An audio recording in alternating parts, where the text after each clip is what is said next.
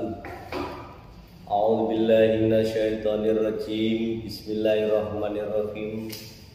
Syahrul Ramadan alladzi unzila fihil Qur'an hudal linnasi wa bayyinatin minal huda wal furqan. Asyhadu an la ilaha illallah wa asyhadu anna Muhammadan abduhu wa rasuluh. Allahumma shalli ala nabiyyina Muhammadin wa ala alihi wa ashabihi ajma'in. Amma ba'du, rabbi shrah li sadri wa yassir li amri wa hlul 'uqdatam min lisani yafqahu qawli. Sadaqallahu adzim. Hadirin yang berbahagia, pada kesempatan yang mulia ini mari kita bersyukur pada Allah Subhanahu wa taala dengan rahmatnya, dengan nikmatnya, dengan semua yang dianugerahkan Allah kepada kita. Alhamdulillah, sampai detik ini kita insya Allah diberikan kesehatan oleh Allah Subhanahu wa taala, dan begitu pula amal ibadah kita, puasa kita, sholat kita, baik yang wajib maupun yang sunnah, semoga diterima oleh Allah Subhanahu wa taala. Allahumma amin. Selanjutnya salawat dan salam senantiasa kita aturkan kepada baginda Rasulullah Muhammad sallallahu alaihi wasallam, dengan ajarannya, dengan tuntunannya. Alhamdulillah, sampai detik ini semoga dengan tuntunannya dan ajarannya yang dibawa Rasulullah Muhammad sallallahu alaihi wasallam inilah kita mampu merealisasikan di dalam hidup kita, sehingga hidup kita sesuai dengan tuntunan yang diajarkan Rasulullah Muhammad sallallahu alaihi wasallam. Hadirin yang saya muliakan, pada kesempatan yang baik ini mari kita lihat kembali bahwasanya rukun Islam ada 6. Salah satunya yaitu iman kepada kitab Allah Subhanahu wa taala yang diturunkan kepada para rasul, kepada para nabi, agar menjadi pedoman hidup umat manusia, umat yang dimana hidup sesuai dengan era, yaitu nabi yang diwahyukan kitab tersebut. Para hadirin yang berbahagia, salah satu kitab yang diturunkan oleh Allah Subhanahu wa taala yaitu kitab Al-Qur'an.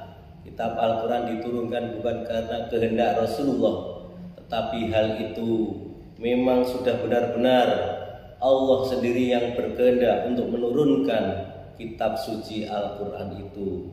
Hal itulah ditegaskan oleh Allah Subhanahu wa taala dalam surat Al-Jathiyah ayat 2. Allah Subhanahu wa taala berfirman, "Tanzilul kitabi minallahil azizil hakim."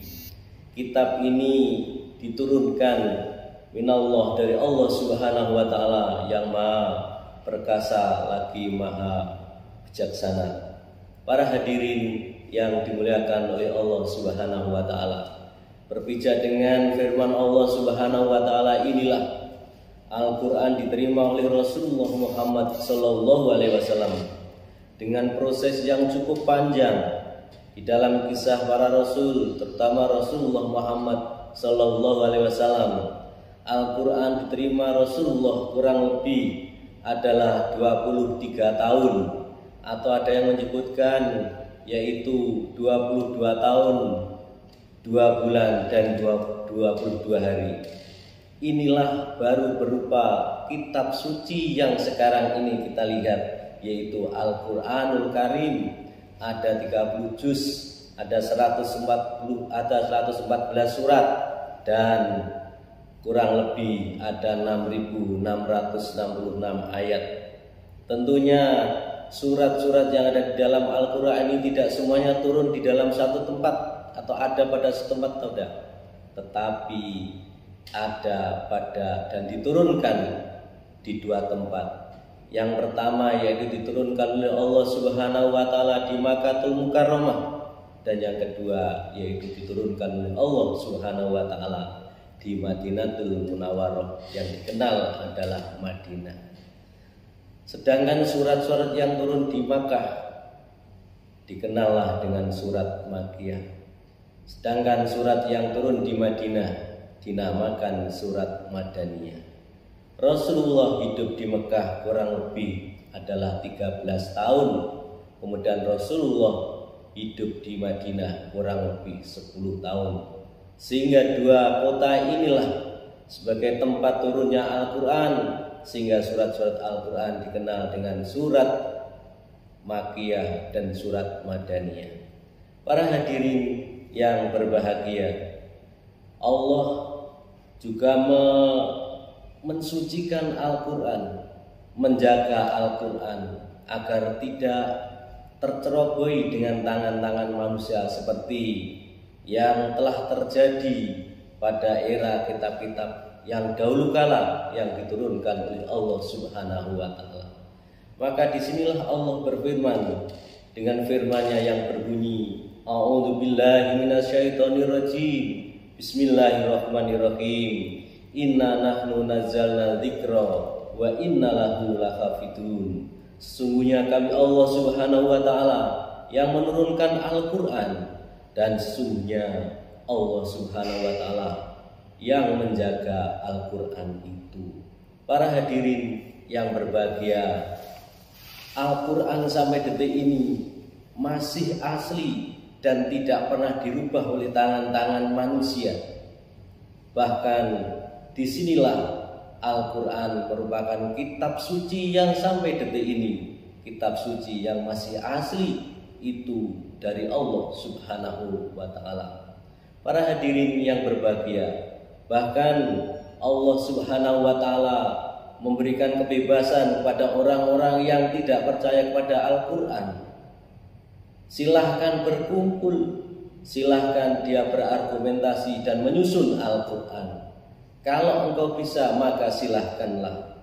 Maka Allah menyebutkan di dalam firman-Nya yang berbunyi, wa in kuntum fi raibin mimma nazzalna 'ala abdina fa'tu bi suratin min misli wad'u syuhada'akum min dunillahi in kuntum shadiqin.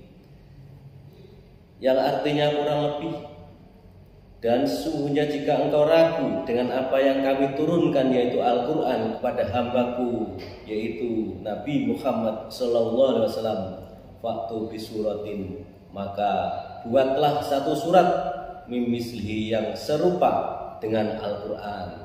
Kalau manusia dengan kekuatannya sendiri, dengan intelektualnya sendiri tidak mau, maka Allah memerintahkan wad'u syuhada'akum, maka silahkanlah engkau berkumpul dengan penolong-penolongmu, dengan teman-temanmu, dengan siapa saja yang kau anggap mampu untuk menandingi Al-Quran, maka silahkanlah berkumpul untuk membuat Al-Quran.